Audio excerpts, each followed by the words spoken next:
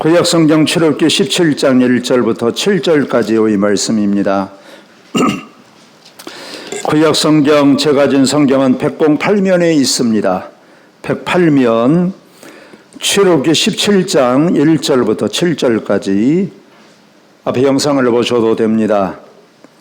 자, 제가 하나님의 말씀을 받들어 읽습니다. 이스라엘 자손의 온 회중이 여호와의 명령대로 신광야에서 떠나 그 노정대로 행하여 르비딤의 장막을 쳤으나 백성이 마실 물이 없는지라. 백성이 모세와 다투어 이르되 우리가 물을 주어 마시게 하라. 모세가 그들에게 이르되 너희가 어찌하여 나와 다투느냐?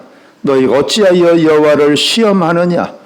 거기서 백성이 목이 말라 물을 찾음에 그들이 모세에게 대하여 원망하여 이르되 당신이 어찌하여 우리를 애굽에서 인도에 내어서 우리와 우리 자녀와 우리 가축이 목말라 죽게 하느냐? 모세가 여호와께 부르짖어 이르되 내가 이 백성에게 어떻게 하리이까?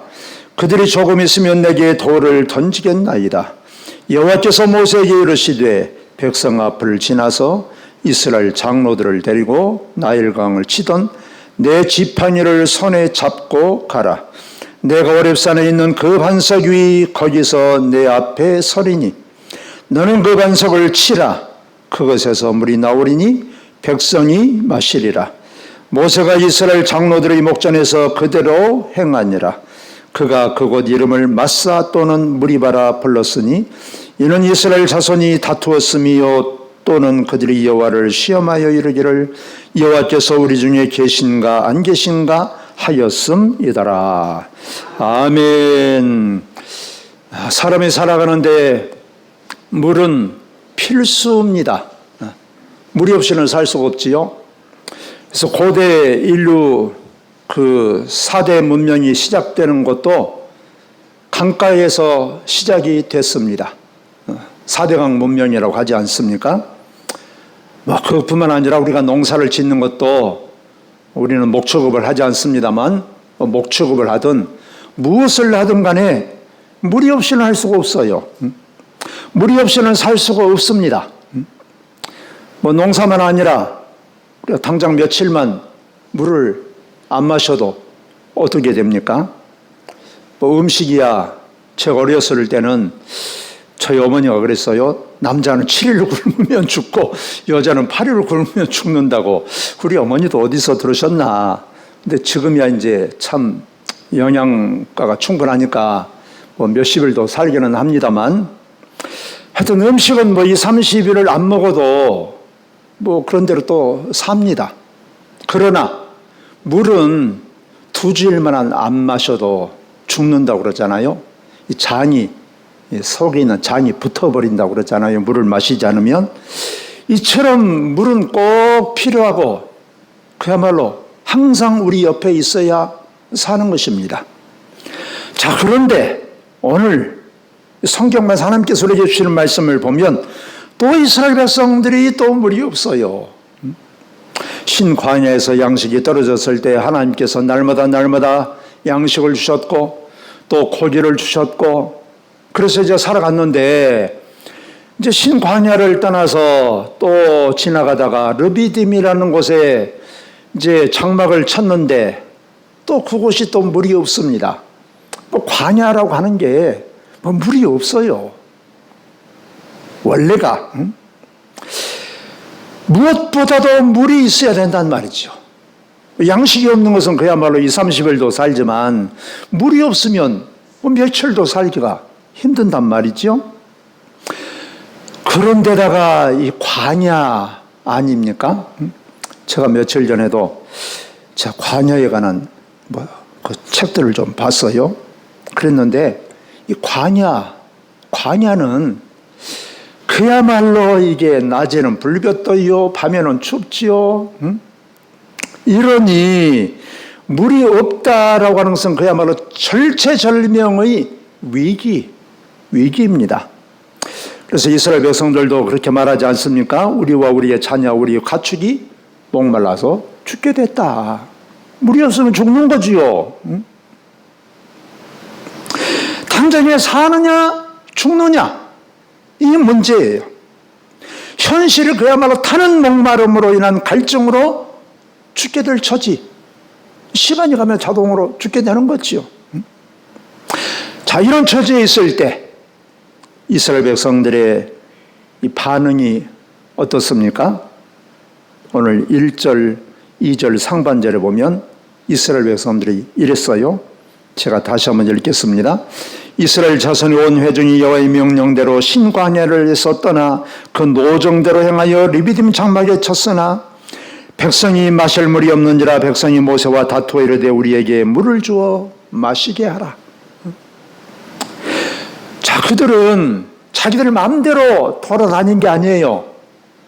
노정대로, 일정대로 하나님께서 인도하신 대로 따랐어요. 그러면 목마르기 전에 물이 있어야지. 배고프기 전에 양식이 있어야지. 당연한 것 아닙니까? 우리가 생각할 때 이건 상식이에요. 그런데 또 마실 물이 없어. 그러니까 이스라엘 백성들이 어쩐다고요? 모세와 다투면서 원망했다. 우리 여기서 죽어야 되겠냐? 자, 그런데 반면에 모세는 어떻게 똑같은 처지, 똑같은 환경이지만 어떻게 반응했습니까? 오늘 3절에 이렇게 대답을 했어요. 너희가 어찌하여 나와 다투느냐? 너희가 어찌하여 여호와를 시험하느냐? 하나님을 지금 시험하고 있다라는 거예요. 모세는 전혀 지금 물 없는 것에 대해서 전혀 염려도 하지 않아요. 걱정도 하지 않아요. 불안하지도 않아요. 하나님을 시험한단 말이 무슨 말이에요? 하나님께서 어려운 일이 주시지 않겠냐? 그런데 왜 그러냐? 이스라엘 백성들과 모세의 차이점이 무엇입니까? 지금 이스라엘 백성들은 당장에 눈앞에 있는 이 현실, 물이 없는 이 고통스러운 현실, 이것만을 보면서 모세와 하나님을 원망하고 있습니다. 그야말로 아우성치고 있어요.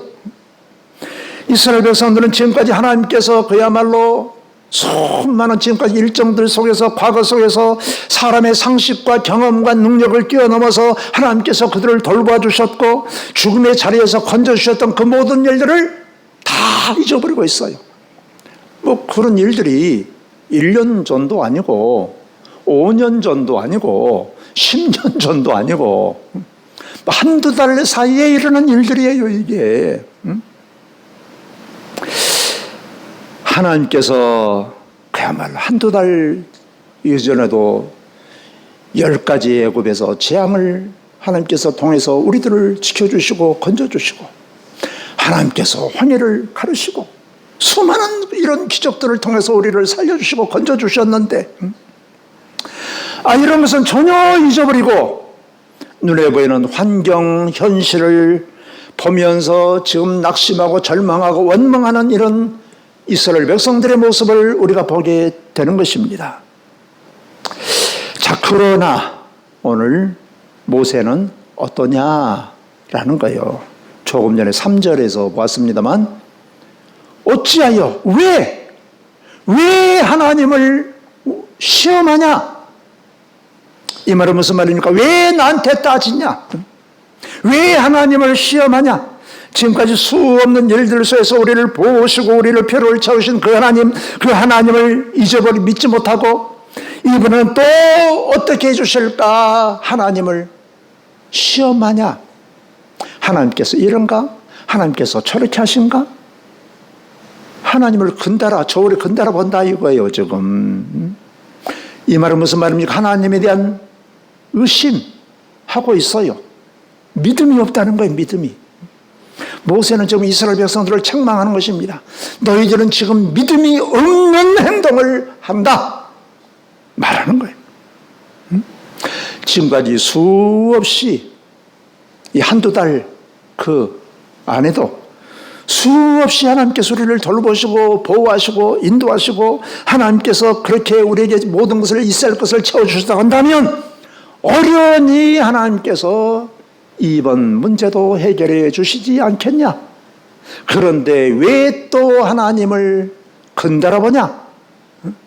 이 말이에요. 그럼 모세와 이스라엘 백성들의 차이가 무엇입니까? 문제만 있으면 이스라엘 백성들은 불평과 원망으로 말미암아서 계속 그런 생활을 반복하다가 광야에서 떠돌다가 결국 광야에서 죽었습니다. 그러나 모세는 어떤 형편 속에서 하나님께서 함께 하심을 믿었어요. 하나님께서 돌봐주실 것을 믿었어요. 문제에서는 하나님께 기도했어요. 그래서 그야말로 모세는 마지막에 광야에서 다른 일로 죽기는 했습니다만, 요수와 갈렙은 광야를 통과해서 그야말로 하나님의 약속의 땅에 들어가게 되었던 것입니다. 그러나 이런 일들을 통해서 하나님께서 우리에게 어떤 것을 가르쳐 주시려고 하시는가, 어떤 교훈을 주시려고 하시는가, 이런 것을 물으면서 하나님을 의지했더라면 그들은 넉넉히 광야를 통과했겠지요. 그런데 눈에 보이는 당장의 눈앞에 있는 현실, 환경의 열악함, 고통스러운 현실만을 보면서 그에 대해서 그냥 그렇게 반응했다. 믿음이 없는 반응이지요. 자, 우리는 이런 이스라엘 백성들을 생각하면서 우리는 무슨 생각을 하십니까? 이스라엘 백성들에 대해서 정말 이스라엘 백성들 참 저 어리석네. 그러면 되겠냐? 이런 생각을 하십니까? 아니면 그럴 수도 있지 당연하지 이렇게 생각을 하십니까?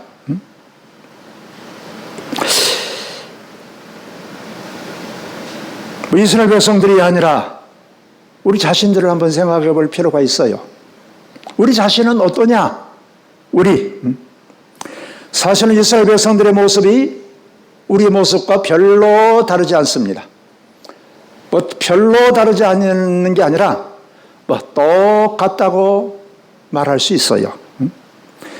우리가 지금까지 살아오면서 수많은 일들 속에서 얼마나 많은 하나님의 은혜를 우리가 입었습니까? 정말 지금까지 살아온 것이 당연한 것처럼 우리가 생각할지 모르지만, 그러나 우리가 오늘날까지 우리가 이 자리에 있을 수 있었던 것은 운이 좋았던 것도 아니고 당연한 것도 아니고 우리 재주가 좋았던 것도 아니고 우리의 노력만 있었던 것도 아니고 그 모든 것들이 하나님의 은혜였다. 할렐루야. 여러분 이렇게 믿습니까? 생각해보면 그야말로 내가 노력하고 내가 잘나고 내 수고인 것 같지만 그러나 하나님의 은혜였어요. 내가 지금 이 자리에 있다라고 하는 것, 하나님의 은혜. 그렇다고 한다면 오늘날까지 지으신 하나님, 오늘날까지 함께 하신 하나님, 그렇다면 오늘도 함께 하실 것이고 내일도 함께 하시고 주님 앞에 서는 그날까지 하나님께서 우리와 함께 계시리라. 지금까지 어려운 문제들도 우리가 넉넉히 이겨내게 하셨다고 한다면 지금의 문제가 있을지라도 앞으로의 문제가 있을지라도 하나님께서 넉넉하게 이겨내게 하시리라. 이게 믿음의 사람의 모습이지요. 그런데 사실은 지금은 이 자리에서 우리가 아멘한 것은 진심으로 아멘하지요. 그러나 우리 생활 속에서 지금까지도 돌보셨는데 앞으로도 하나님께서 잘 돌보실 거야. 이렇게 넉넉하게 믿음으로 고백하고 감사하고 우리가 이런 모습이냐? 그 말이죠. 우리의 생각도 우리의 방법대로 우리가 살면서도 때로 우리가 내 마음대로 내 기대대로 되지 않으면 그 기분에 따라서 상황에 따라서 우리의 마음이 그야말로 바람 앞에 나부끼는 갈대처럼 마음이 얼마나 흔들리고 그렇지 않습니까? 우리의 기대가 무너졌을 때 하나님께 우리가 불평하고 원망하고 우리가 그런 모습이 이스라엘 백성들의 모습과 똑같지 않습니까?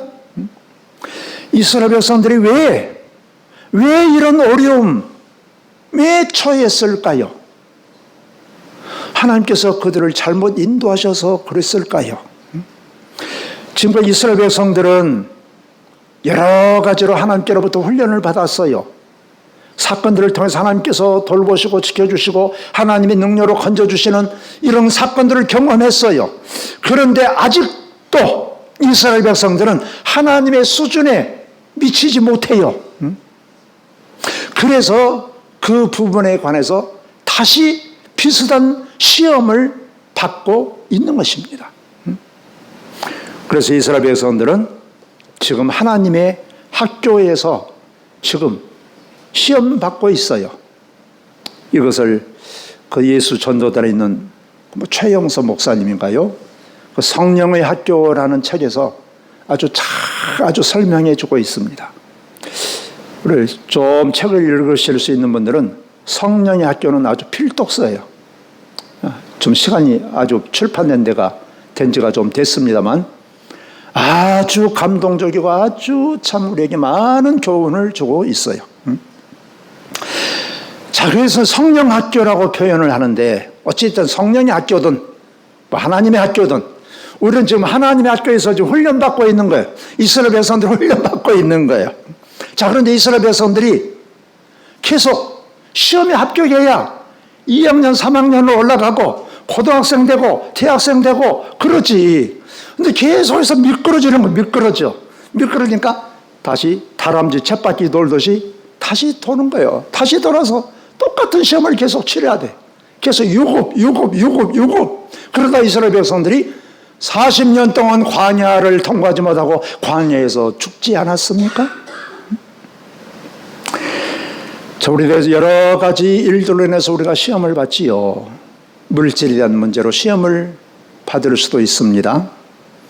세상 명예나 어떤 세상의 어떤 권력이나 이런 것들에 관해서도 하나님께로부터 우리가 시험을 받을 수 있어요. 이것을 성경에서는 이생의 자랑과 안목의 자랑과 이런 것들이라고 정욕의 어떤 그 정욕들이라고 우리에게 가르쳐주고 있어요. 그래서 누군가는 이렇게 말을 했습니다. 교훈을 배우지 못하면 복도 받지 못한다. 한번 따라서 하십시다. 교훈을 배우지 못하면 복도 받지 못한다. 이 말을 뒤집으면 무슨 말이겠어요? 교훈을 잘 받아야 돼. 배워야 돼. 그래야 복을 받아. 자, 지금 이스라엘 백성들은 광야에서 지금 훈련을 받고 있어요. 신앙의 훈련.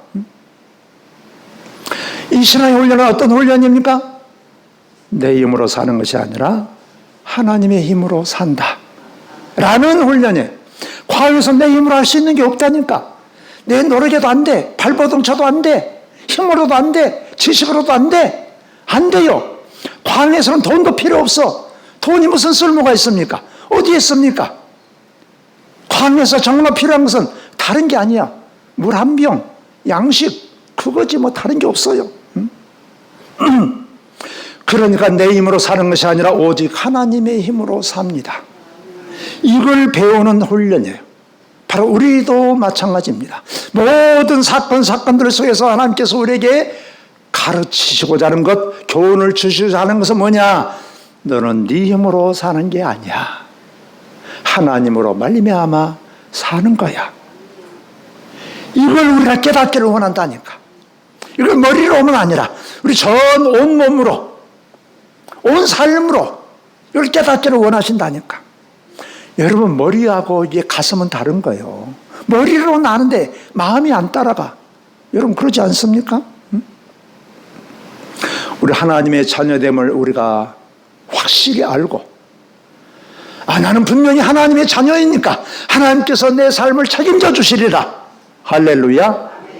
여러분은 누구시라고요? 여러분은 누구시라고? 나는, 따라서 합시다. 나는 하나님의 자녀다. 나는 하나님의 상속자다. 할렐루야. 그러면 이 믿음, 이 정체성을 가지고 살면 어떤 형편에서도 하나님께서 나를 버리시지 않고 하나님께서 나를 보호하시고 하나님께서 나를 책임져 주시리라. 이스라엘 백성들은 좀 이게 없다니까요. 이게.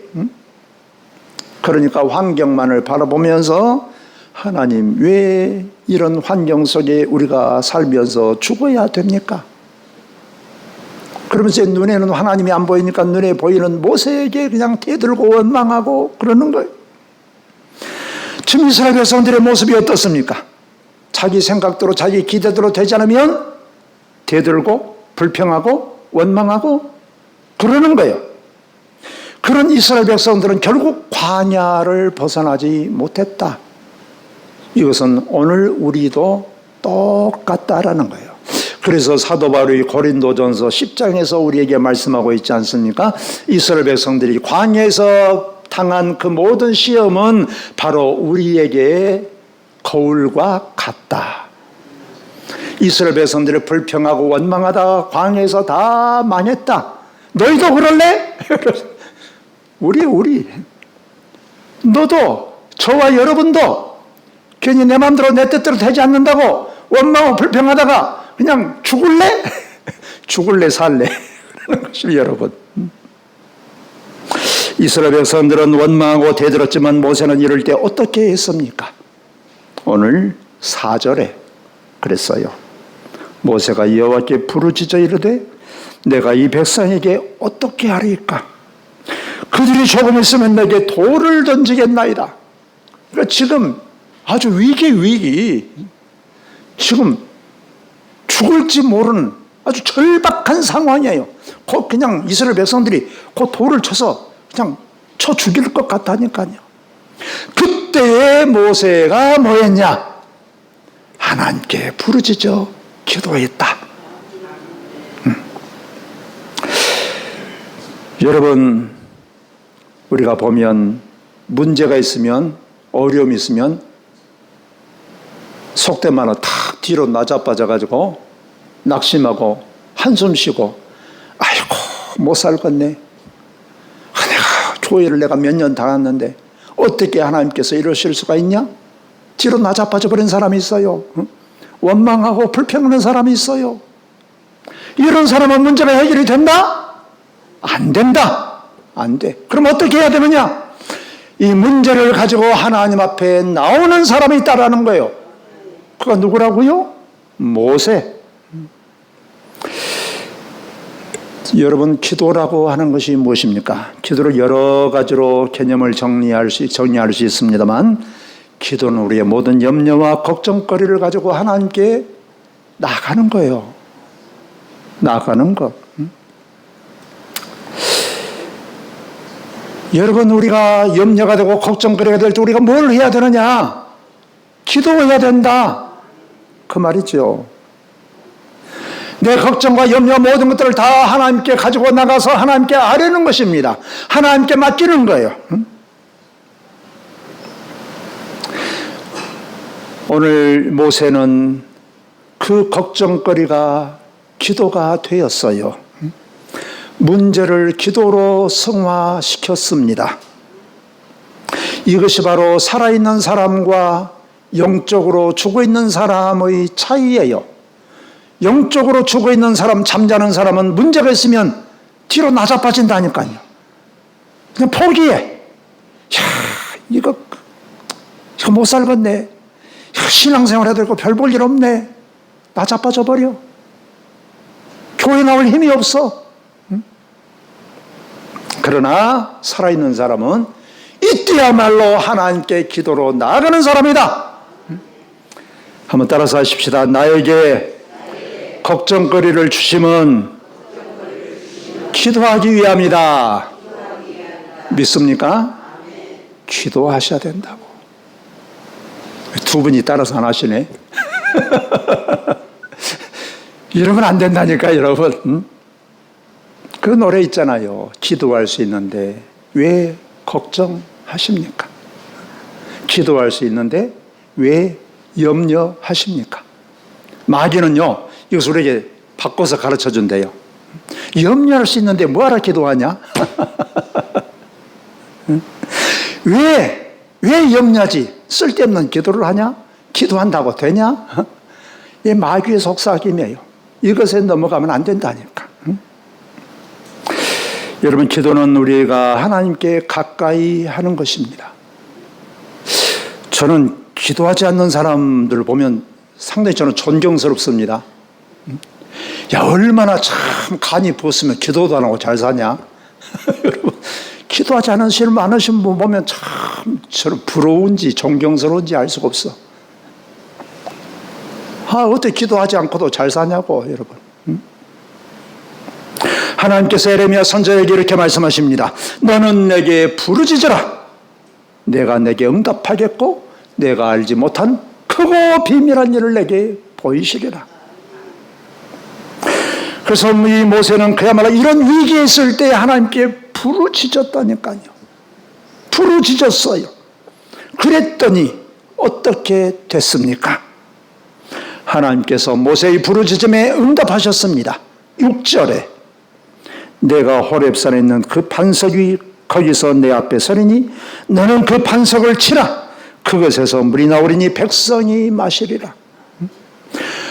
모세가 기도했더니 하나님께서 모세의 기도를 들으시고 하나님께서 문제 해결 방법을 주셨어요. 네 지팡이를 들고 그 반석을 치면 그 반석에서 물이 솟아 흘러서 이스라엘 백성들이 마시게 될 것이다. 여러분, 우리에게 여러 가지 인생의 목마름이 있어요. 우리가 여러 가지 고통의 문제가 있습니다. 여름에 떼약볕 아래에 있어서 땀 흘려서 목마른 것만 아니라 우리가 살아가는데 여러 가지 목마름이 있지요. 경제적으로 너무 어려워서 어떤 가난 때문에 목마름도 있고, 건강을 잃어서 그 고통으로 인한 그 인생의 목마름도 있고, 마음이 정말로 답답해서, 마음이 정말로 황폐해지고 삭막해져서 이 목마름도 있고, 자녀의 문제, 가정의 문제, 여러 가지 문제로 말미암아 이 목마름이 있을 수 있어요. 그때 우리가 어떻게 해야 되느냐? 이것을 우리에게 가르쳐주고 있습니다. 이스라엘 백성, 이스라엘 나라는 세 가지 절기가 있어요. 새 절기 1년에 첫 번째 절기는 6월절입니다. 이스라엘 백성들이 애굽에서 건진받은 것을 기념해서 지키는 절기입니다. 1월 달에 있어요. 두 번째 절기는 맥추절입니다. 맥추절은 이제 봄농사, 보리농사, 밀농사 짓고 하나님께 감사의 절기로 지키는 것입니다. 세 번째 절기는 수장절이라고도 하고 초막절이라고도 합니다. 이제 가을 농사를 짓고 이제 하나님께 1년 농사를 다 짓고 하나님께 감사하면서 지키는 절기예요. 이 절기는 일주일을 지킵니다. 근데 일주일인데 그 다음에 일주일 마지막이 그 다음이 또 안식일이니까 사실 일주일이 아니라 8일을 지키는 거예요. 8일 동안. 앞에 양쪽 처음과 마지막에 안식일이 있으니까 그 안에 6일이고 8일을 지키는 거예요. 자, 그런데 8일째 마지막 날 그야말로 대미를 장식하는 클라이맥스라는 그 의식이 있어요. 그 의식이 뭐냐? 제사장이 예루살렘 성전 옆에 있는 실로암 연못에 가서 항아리로 물을 떠옵니다. 물을 떠와서 그 성전의 그 제단에 물을 다 쏟는 거예요. 그러면 이스라엘 백성들이 그 제사장을 이제 따라오면서 막 찬송하면서 막 따라오면서 일주일 동안 그들이 마시고 먹고 막 그렇게 막 살았으니까 얼마나 그냥 흥청망청하겠습니까? 그런데 그렇게 그냥 일주일을 다 지나다가 8일째 되는 날 그 제사장을 따라오면서 막 그 나름대로 춤추고 찬송하면서 하는데 마지막 날 그 행사가 의식이 돌 항아리, 그 항아리에서 물을 확 제단에 쏟는 거예요. 자, 그런데 이것은 무엇을 의미하냐? 이스라엘 백성들은 물이 귀한 나라 아닙니까? 비가 잘 오지 않는 곳이에요. 1년에 비가 200mm 이내로 미만으로 와요. 그러니까 광야가 되고 그러니까 사막이 되는 거예요. 모래 땅이어서 사막이 아닙니다. 비가 200mm 이내로 내리면 사막이 되고 광야가 되고 그러는 거예요. 그러니까 물은 생명이에요. 제가 언젠가 그런 말씀 드렸죠. 우리나라는 햇볕이 보여야 그냥 좋은데 그 나라는 비가 오면 나가서 춤을 춘다니까. 밖에 나가서 얼마나 물이 귀하면 비 오면 그냥 밖에 나가서 춤을 추는 거예요. 자, 그러니까 물을 확 쏟는 것은 무엇을 의미하느냐. 그러면서 제사장이 그러는 거예요. 하나님, 내년에도 이처럼 우리에게 비를 흡족하게 내려주셔서 농사가 잘 되게 해주십시오. 그런 의식이에요. 바로 그런 의식을 예수님께서 보신 거예요. 그러시면서 예수님께서 선포하신 말씀이 있어요. 요한복음 7장 37절 8절 말씀이에요. 그 의식을 상상하면서 이 말씀을 한번 들어보십시오.